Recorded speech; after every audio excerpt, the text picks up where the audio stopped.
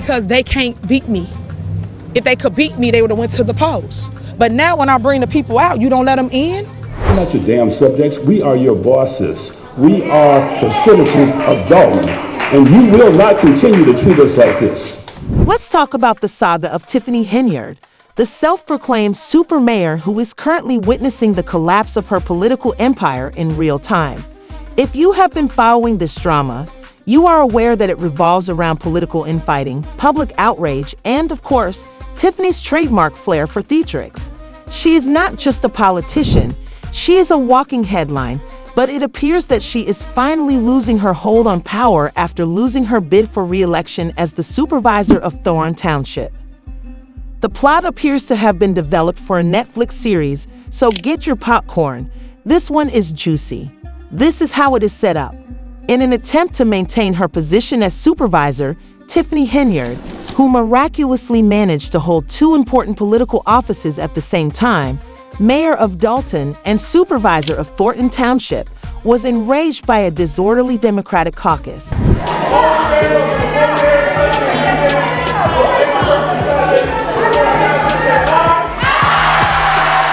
Imagine her political rivals bursting into applause as Tiffany stormed out, furious that her name was not included on the ballot. Let's just say she didn't take it well. Why was she expelled for shouting illegally to anyone who would listen? Did we also mention that the audience yelled at her, "Hey, kiss him goodbye," and asked her to leave? The ballot is based on the caucus rules, which Thornton Township hasn't used for 30 years.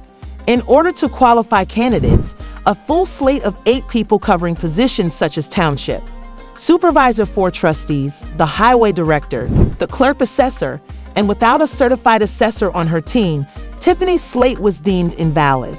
State Senator Napoleon Harris, who is also the Democratic committeeman for Thornton Township, stepped in to replace Tiffany.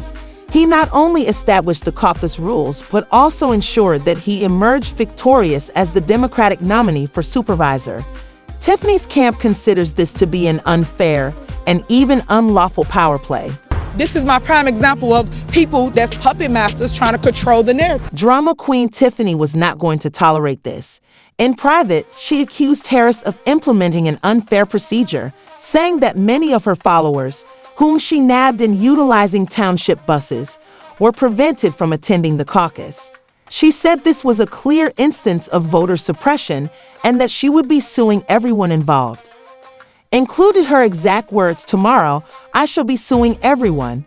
It is legal, but here's the worst part. Many of her followers were left outside in the cold while the caucus continued without them since the buses she had scheduled for them reportedly arrived late. This kind of thing can't be made up. It should have been a primary. It always has been in the history of Thornton Township. Always 10,000 residents come and vote for township. Let's now discuss the caucus itself, which was a 7-minute political tornado. By the time the vote was over, it was evident that Harris had pre-registered and seated his team while Tiffany's supporters were rushing to enter. The advantage that he and his slate were nominated. Therefore, Tiffany's only choice if she wanted to retain her supervisory post was to run as a write-in candidate. However, let's face it, how often do write-in campaigns actually work? The odds are not in her favor. What do you do tonight if you don't get the Democratic Party's nomination? What do you mean? I will be victorious tonight. You will see. My people are here. They're not gonna go nowhere. For some, this feels like karma finally catching up to Tiffany.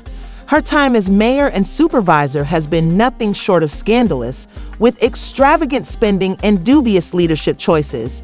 She has been under fire for years, with critics accusing her of misusing public funds for opulent vacations, expensive meals, and even personal style. According to one report, she spent more than Amazon sold 43,000 in a single day. You heard correctly, yes, 43,000. In addition, her cancer foundation was shut down for not disclosing how it used its cash. As if that weren't enough, the FBI has apparently been looking into her administration for months, looking at everything from financial misconduct to potential abuse of power. You didn't run none of this the right way. Illegal.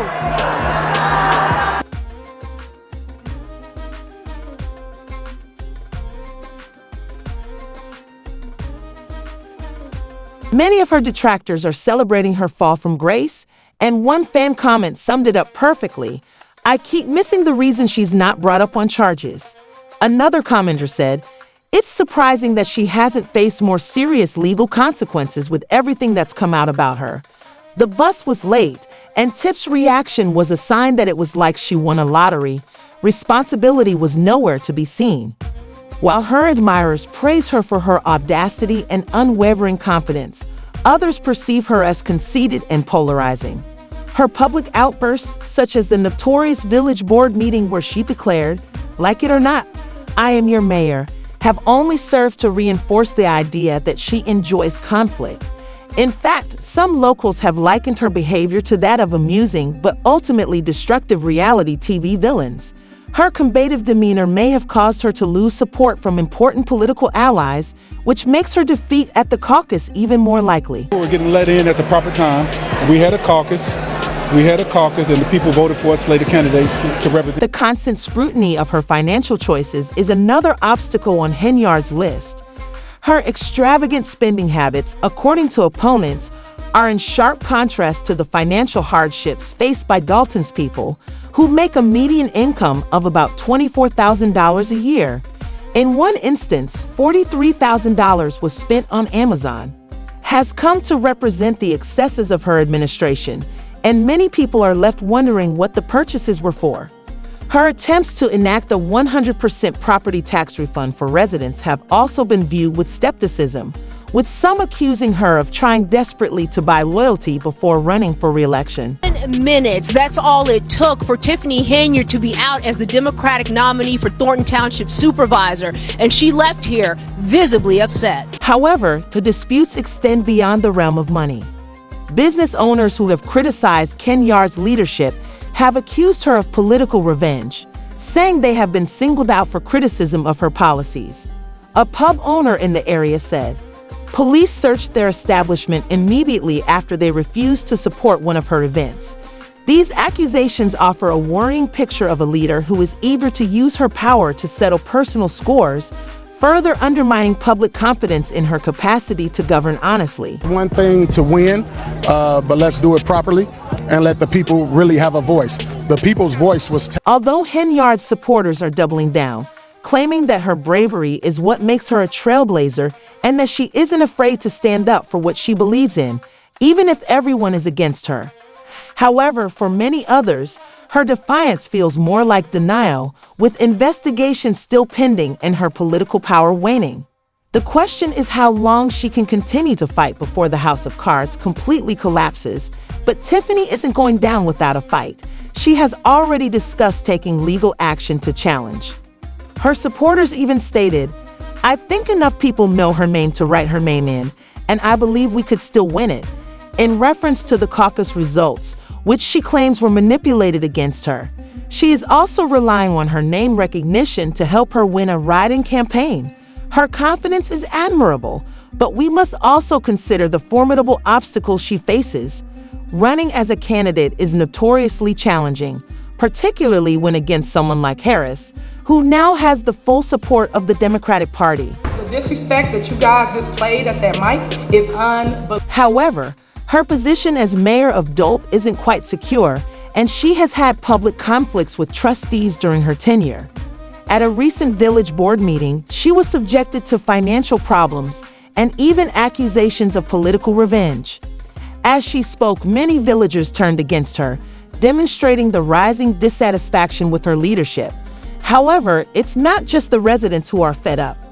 Recently, her personally chosen police chief was taken away from. Trustee Jason House, a mayoral candidate, said clearly that it is a challenge, but they are persevering, and we are trying to give them all the support they need.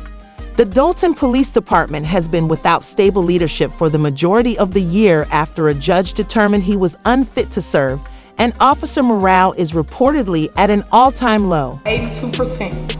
Know this, I am gonna come through on a landslide just like Trump did. Know that I will be victorious in the... Not to mention the financial mess she left behind. Former Chicago Mayor Lori Lightfoot, who was brought in to look into Dalton's finances, found that the village's general fund balance dropped from a surplus of more than $5 million in 2022 to a deficit of almost $4 million by 2024. Lightfoot's initial report also pointed out that Henyard used a village credit card for personal uses, such as Target and Walgreens purchases. Together with Wayfair, it's understandable why locals have been demanding her removal, calling her the worst mayor in America. In addition, there is the drama surrounding her personal life, as Henyard is apparently facing eviction from her rental property after several months of non-payment. Together with her political issues, her landlord alleges that she and her boyfriend haven't made any payments since August and even changed the locks to keep the landlord from. This creates the impression of a what will happen to Tiffany Henyard next? Will she be able to stage a comeback with the writing campaign, or is this the end of her political career? What about the ongoing investigations into her administration?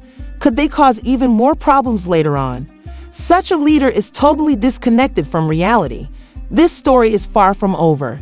That much is certain. Do you believe Tiffany Henyard will be able to get past this, or is she declare the end of her political career? Do you believe the caucus was actually unfair, or is this simply another instance of her avoiding accountability? Please share your thoughts in the comments section below. And remember to like, and until the next time, subscribe to receive additional updates on this developing drama. Keep an eye out.